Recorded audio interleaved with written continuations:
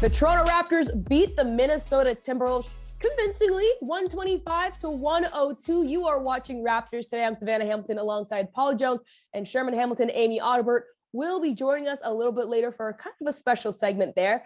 Now, big time win. Sherm, I'm starting with you for this because at one point it looked like in the first quarter, the T-Wolves, they were up by 10, but then the Raptors managed to turn it around in the second. How did they do that? Well, they did it on a few levels, Sav, and we saw the Raptors really settle down in that second quarter and really start to take away some of the things that Minnesota was getting in that first quarter. Karl Anthony Towns, he was running roughshod over the Raptors in that first quarter. They calmed him down defensively. Then they created turnovers. They got out in transition, but also they got very hot from the three-point line. They made 8 3-point shots in that quarter. OG Anunoby made a few threes. Precious Achiuwa knocked down a few threes. They got really hot behind the three-point line, and a lot of that had to do with the creativity of both Fred VanVleet and especially Pascal Siakam. So I just thought that defensively they got back to who they were. And again, a Minnesota team that they weren't playing that well over the last few games coming into the Scotiabank Arena, but they were a dangerous team because they've shown throughout the course of the season that they're a very good Western Conference playoff team. So it was interesting to see how when the Raptors asserted themselves, took away the first and second options for what Minnesota was getting in that first quarter, and forced them to play the third option and forced them to have to play under duress, how effective the Raptors were, how dominant they were in terms of turning the quarter around, and how they got clean looks from everywhere on the floor. And it just kind of showed separation between the two teams, the veteran leadership, the understanding of how to navigate when you're down and get back into a game. And the other side of it is Minnesota being a younger team, not really understanding how to get out of what they got into. So the Raptors just showed their dominance and shot the ball extremely well from the three-point line and got out in transition. And those are staples of Raptor basketball. Exactly. And at this point in the season, we've talked about this multiple times, Sherm, you and I, every win is crucial with this new playoff structure, the play-in tournament. Even though a win like this might not mean as much maybe earlier in the season, a win like this is so significant now. You want to secure and make sure you're staying out of the play-in and as high as you can go in the standings at this point because everything's crucial. But Jonesy, let's talk about the second half. Nick Nurse started Precious Achiuwa to guard Karl Anthony Towns. How well did that matchup work to slow down Cat? Well, you heard what Sherm said about the turnovers, and Raptors always turn people over. And I thought, there's a couple things at play here. Precious has gone to Nick and told him, hey, man, I can shut the water off. I see myself as the guy that can turn the water off when somebody gets it going. There's a size thing there, too, with Karl Anthony Towns and a mobility. So you put a guy who has equal, maybe not quite equal, but good size and very good mobility on him. And then the other part of that is the mental part of Karl Anthony Towns' game. I'm not saying he's a willing passer. He's a guy that likes to do his thing, and sometimes there's a reluctance to give it up. So now he sees a guy, Precious Achiuwa, into him. He takes that matchup personally. He tries to go at it. He gets a little bit selfish. He starts turning the ball over, trying to do too much. And then you give the Raptors credit because he took a lot of shots in the lane, and they were contested. He was trying to step around bodies. There were people, hands raking at the ball. And Achiuwa, Precious, I thought, did a really good job of engaging him one-on-one so all of those other things can happen. So, give Nick Nurse credit. And I think the other thing it did was, coaches always talk about the two-part motivation tool. And maybe this wasn't even intentional in Nick's doing in terms of starting Precious, but you put the player's butt together with the coach's bench and it motivates you. And we saw, at least I saw, what I thought was Scotty Barnes coming out, giving you a little bit extra in that second half. He didn't start because of the matchup. Okay, that's fine. But you got to know that a guy like that has that kind of pride is going to come out. And when he does get his chance, play really, really hard. So one move turned into, I think, two good ones on Nick Nurse's part. Yeah, there you go. Precious, he got to watch out because we might just have to start calling him a 3-and-D player very, very soon if he hasn't already earned that title. Because not only did he shut down Cat early, he also had 3 threes as well. So he was just maintaining his performance on the offensive end as well there. But let's talk about Gary Trent Jr. Sherm, because in this one he had 29 points, and the last time versus Minnesota he had 30 points. So Sherm, is it safe to say that Gary Trent Jr. just isn't fazed by any of the antics that Pat Beverley does? Well, we know Pat Beverley, he can get under people's skin, and he's one of those guys, we've heard it many times. If he's on your team, you love him. If he's not on your team, you hate him. And, those kind of guys, they've made their mark and they've earned their stripes playing a certain brand of basketball. And I tip my hat to Pat Beverley for the career he's created, being able to be that defensive, rugged, in your face, irritating, under your skin kind of basketball player that can do some good things offensively as well. But we have this idea of Gary Trent Jr., and he's got this cool, calm, collected nature. But if you know anything about his father, and he's got any of his father in him, he's got some dog in him too. He's got some of that. If he needs to go there, we can go there. And I think Gary Trent has shown, even with a defender like Pat Beverley, who was trying desperately to get into him, to get Gary Trent Jr. to crack a little bit, to respond, to show some frustrations, nothing happening. And that's the mental toughness, understanding, when players resort to that kind of tactic, if you feed into that, then you're playing into their strength. Your ability to respond to that, to let them know that what they're doing is not going to get to you, is just by producing, going about your business, getting the job done.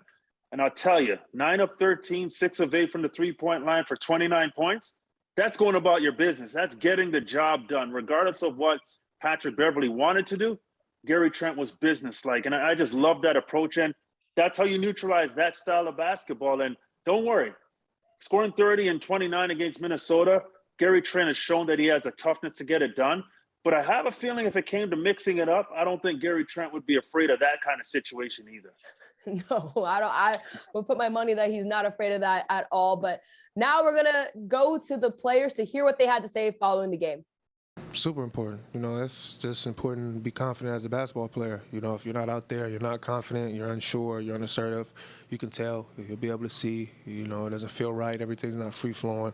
But when you're out there, you're playing hard, believing in your work and believing in, what you're doing and just showcase it.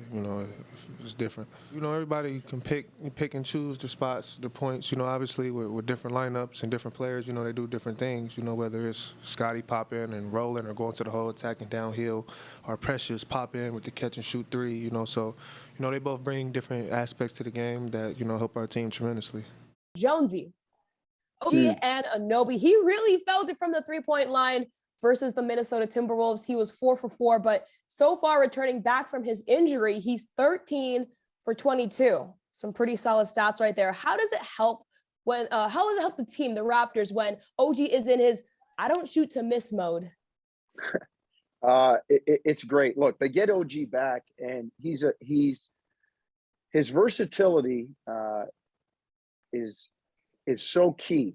And he came into the league as a floor spacer, as a catch and shoot guy. Remember when he first got here, the Raptors had DeMar DeRozan, Kyle Lowry, Jonas Valanciunas. He was the 4th or 5th option. So the old catch and shoot part of his game was the first part that was established. And now we're seeing his game expand. He's able to take guys, he's posting up, he can take them off the dribble. But what I'm impressed with, or what I was impressed with in the game against Minnesota, was he didn't force stuff. I mean, at one juncture, he had 13 straight points. And the only thing loud about it was the points. I mean, he didn't go and take the ball, and you weren't seeing the top of his head as he was trying to go one-on-one with people. It came within the flow of the game. Mm-hmm. So having OG back, Sherm just talked about Gary Trent before the commercial break. And now you got Fred. You got floor spacers to be out there with Pascal. And when OG's in that mode, he's a guy that can not only space the floor, but he can score in different ways too when they start running out at him or he goes inside on the post up. So He's a big, big help to their offense. And not that they struggled without him, but it's just such a benefit and a bonus to have him back and playing the way he is. I always say that, this roster is so talented when OG is arguably your dark horse, is the guy that there's a few other scores that you're going to be thinking about first before you think about OG, but that says nothing about OG's game. It just says that you got other things to worry about, but that doesn't mean that OG can't contribute. In fact, if you leave him open, he's going to make you pay. And that's exactly what he's been doing ever since his return as well. So Sherm, another solid one from Thad Young. One play in particular, I was a little surprised by this, to be quite honest. That dunk he had late in the game, he dunked it. Bench was off their seats. Don't think anybody really expected it like that. But did you think that Thad Young still had it in him? And how does he continue to impress the Raptors and the fans of what he is capable of? When I saw that play, it reminded me of Charles Barkley when he used to say, yeah, you might have it one night, but those legs don't have that many more left in them. But, Thad Young he's 6'8", he's long, he's rangy, and he had a lot of bounce when he was younger as well. So am I surprised at that? Absolutely not. I mean, you're not going to see that every play from Thad Young, but there are going to be times where he's going to be able to catch people and elevate and give us one of those spectacular dunks like we saw against Minnesota. But, I mean, we're talking about a guy who brings so much to this team in terms of his leadership. And this is what a 15, 16-year vet at 33 years old that understands what it takes to be a piece of the puzzle and understand not to get in anybody's way in the process. That's a really, really unique position to be in. And you have to understand who you are to be able to execute that. And he's doing that again. And more impressive than that dunk was the 3 blocks he had against Boston previously, where he was just active and he was involved and just got all over it. And I think what he brings overall is going to continue to surprise people, because when he was brought to Toronto, people were like, why Thad Young? What is he going to change in this situation? But over the last few games, we've seen some real integral parts of the game that he can impact. And Nick Nurse is showing a lot of trust in his veteran to make plays, to have the ball, to be in games late. And from a defensive perspective, he's not out of position. If you watch tape on Thad Young, it's very rare, kind of the eclipse type of situation where you see Thad Young out of position defensively, but he's that good on that end of the floor. So I like what he brings in. We're going to be surprised by some of his hops every now and then, but at 6'8", his length, I'm not surprised when he gets up there and throws it down like that. Yeah, that's fair enough. He's 6'8". That's not as tough, but it's interesting because people were questioning that decision because they chose Thad and they traded a draft pick as well in that decision. But I think it's already paying off, and we're seeing just also the veteran leadership, the intangible stuff as well. But Sherm, real quick, I got to ask you, can you still dunk? Absolutely not. If I give you $10,000, will you dunk? No, we got to come up off of that, because if I do it, everything else is falling apart. So I got to be out of work for a long time. So 10,000 ain't cutting it. Jonesy? Last thing I dunked was donuts. Same. My name is Amy Audibert, and I'm a courtside analyst and reporter for the Toronto Raptors on Sportsnet. There's no same day-to-day routine right now. I think you're always, especially when you're covering a team that's in season, I think you always kind of feel like you're on call, if you would. You're always kind of monitoring the team and Twitter and the league and seeing what's going on. It's a lot of on your feet and just being prepared, and that's probably why you don't feel like you have much time off during a season, because you're just constantly gathering and collecting and organizing information and just trying to continue to build relationships. That never stops. I wasn't a big name on the women's basketball side, but here I am covering the NBA. At times I've sat beside Matt Devlin this year. I don't know if that opportunity would have been there for myself even 10 years ago. And so it starts with a Doris Burke and a Kara Lawson and Sarah Kustok. One of the best compliments I get this year is just how I bring a fresh perspective and a different voice. And that's because I'm a different person and I have a different voice, and it's just diversity. We're better when we're not all the same. The reason I identify as a courtside analyst and reporter, not only a sideline reporter, is that there's so much more to that position than just asking questions. I want young women at home to know that they don't have to be, you know, the top draft pick in a WNBA draft to one day be able to have a platform to learn and evolve and communicate and present while sharing stories, while breaking news. I mean, why are we limiting ourselves with one position? I've been incredibly fortunate, especially when I'm sitting in an analyst chair, to sit beside, let's say it, like mostly all men, but amazing men who have never, and I know it's not always like this, but I've never been made to feel less than, or not smart enough, or not knowing enough of the game. And that's not something that I take for granted, because I know there's a lot of women who fight that all the time. I do know for my own self, I come to every game prepared. You want to show that you've put the work in.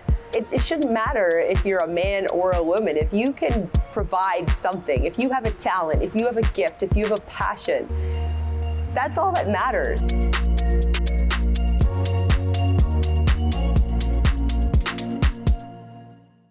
Welcome back to Raptors Today. Now, you just saw a feature on the lovely Amy Audibert, courtside analyst / reporter for Sportsnet's broadcast. She's obviously a friend of the show. She's joining us right now, and a dear friend of mine. Amy, like I said, when we were off camera just recording, it was a pleasure to tell your story. And we only got to see 2.5 minutes of it, but just talk to me a little bit about how you've maintained your resilience, you know, and what it means to see a feature like this on your career now. Well, first of all, Sav, again, thank you to you for allowing to give me a little bit of space and tell my story a little bit, because I think especially when you really just feel like you grinded it out, you don't sit there and reflect on some of the things you've done. And most women who work in sports, I think, won't say they set out to do these things. You follow a passion, and it just kind of unravels the way it does.